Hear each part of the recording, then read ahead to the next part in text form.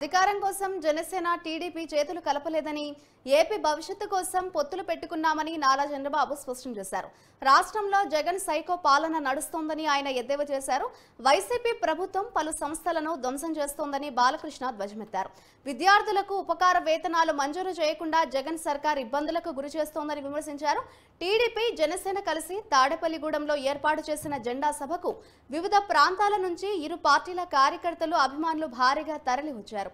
కూటమి తరపున తొలి జాబితాను విడుదల చేసిన తర్వాత నిర్వహిస్తున్న తొలి ఉమ్మడి సభ నిర్వహించారు. ఈ వేదికపై నాయకుల ప్రసంగాలను వీక్షించేందుకు సభా ప్రాంగణంలో భారీ స్క్రీన్లను ఏర్పాటు చేశారు.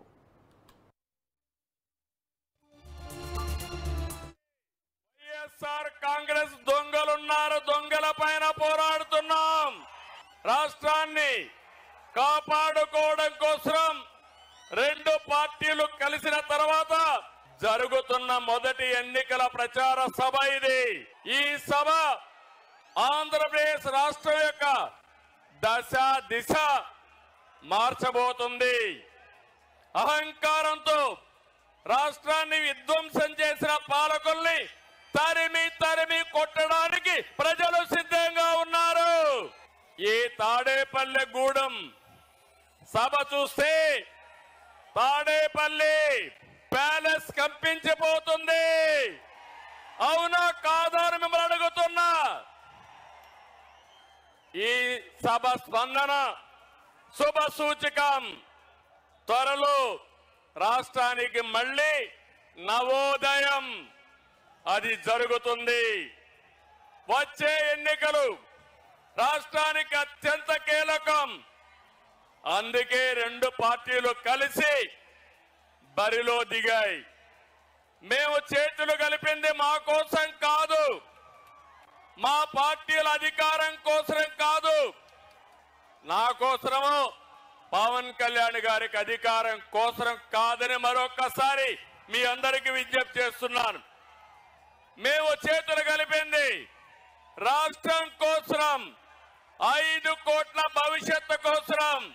ఇక్కడుండే యువత, విద్యార్థులు, పుట్టిన బిడ్డల కోసం, పుట్టబోయే బిడ్డల కోసం, వారి భవిష్యత్తు కోసం మేము కలిశామని చెప్పి కూడా నేను మీకు తెలియజేస్తున్నా.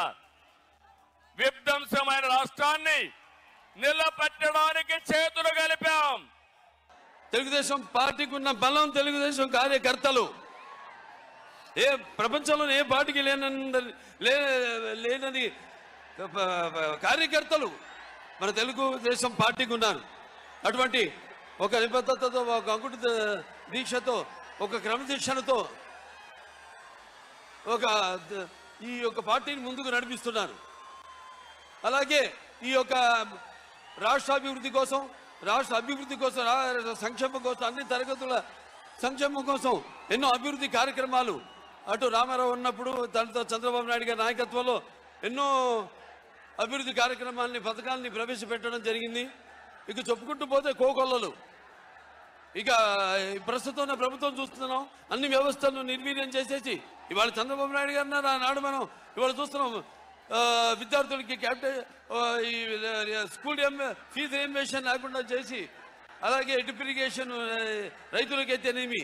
ఇప్పుడు మేము హిందూపూర్, నేను మా రాయలసీమలో 90% ఆనాడు చంద్రబాబు నాయుడు గారు డ్రిప్ ఇరిగేషన్కి ఈ సబ్సిడీ ఇస్తే, అలాగే 50 లక్షల ఎకరాల భూమికి ఆయన ఈ డ్రిప్ ఇరిగేషన్ ఇస్తే, ఈనాడు అసలు మొత్తం రైతు ఉనికి లేకుండా